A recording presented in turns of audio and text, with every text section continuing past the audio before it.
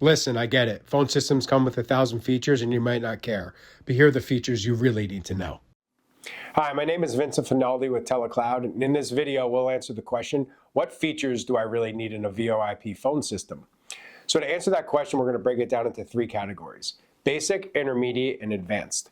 So to answer, what are some basic features of a phone system? Well, first, this will apply to you if your business is using cell phones only, or if you're starting a business and don't know where to start. Because at the end of the day, these are the minimal and basic requirements of a business class phone system. Number one is you're going to have active business phone numbers on your account, possibly fax, possibly toll free. Second, you'll have auto attendant greetings. So an inbound call will be greeted with a professional auto attendant for your day mode, for your night mode when no one's working, and then for your holiday mode and inclement weather. So that will be professional greetings the inbound caller can hear. The third would be extensions or direct dial lines, meaning you and your staff will have 3-digit extensions to communicate with each other quickly, or direct dial lines so the caller can reach you directly and bypass the auto attendant. Fourth would be voicemail and voicemail to email. So if you have messages left, you can manage your voicemail. And then the last would be the basics of call flows, inbound and outbound. So if you're making an outbound call, it shows your business caller ID, and inbound calls are business calls that you manage either through a physical desktop IP phone or software or both. So nowadays in the basics of telecom, you could use physical hardware still, even though that is trending away, or adopt software communications on your smartphone or your laptop. That would be what I consider the basics of a VoIP phone system. And the next phase I'm calling intermediate features, or you could think of it as features beyond the voice call. So with that, businesses are starting to adopt SMS text messaging. So in addition to being called by your customer, they can text message the same phone number, and you communicate with your clients and prospects via text messaging. The second will be video collaboration. We all know Zoom and Teams by now, as they've have extreme market share.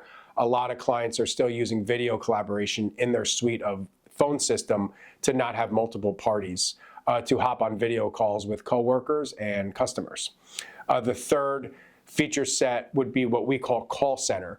This is the ability to get advanced calling analytics, advanced reporting, and automatic call recording of your phone calls. So this is really helpful if you have a heavy inbound operation of calling volume. You don't need to have a ton of staff. Typically 3 to 4 employees receiving inbound calls would justify a call center, but it gives you a next level measurement of the phone system and all the analytics you could possibly want to run your company effectively.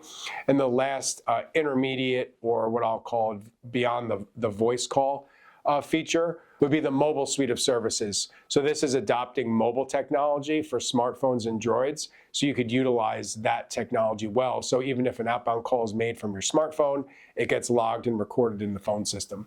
So those would cover the majority of your intermediate beyond the voice call feature set. In the last round of what do I need in a phone system, I'm calling this on the more advanced side, would be adopting AI into your phone system. Now I know AI is a big buzzword that we're still not quite sure what it means, but from a telecom perspective, AI could include sales playbooks, so your folks on the phone can follow a script. It can include voice sentiment, so that means you could actually hear get information on the tonality in some words that should have been spoken, and that can trigger a manager. So with the AI platforms, you have voice sentiment, you have playbooks you could follow, and you have aggregating the data really well, so managers and team leaders can get massive amounts of information at once related to their phone system that can help them make better business and management decisions. Beyond AI on the advanced side, I would say CRM integration. If you're using a software tool every day in your business, doesn't matter what industry you're in, you know your main line of business software.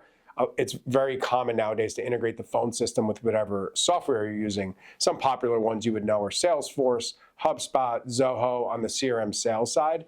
And regarding what EMR or CRM you're using for your industry, you would know, but integrating that into the phone system is becoming very more popular.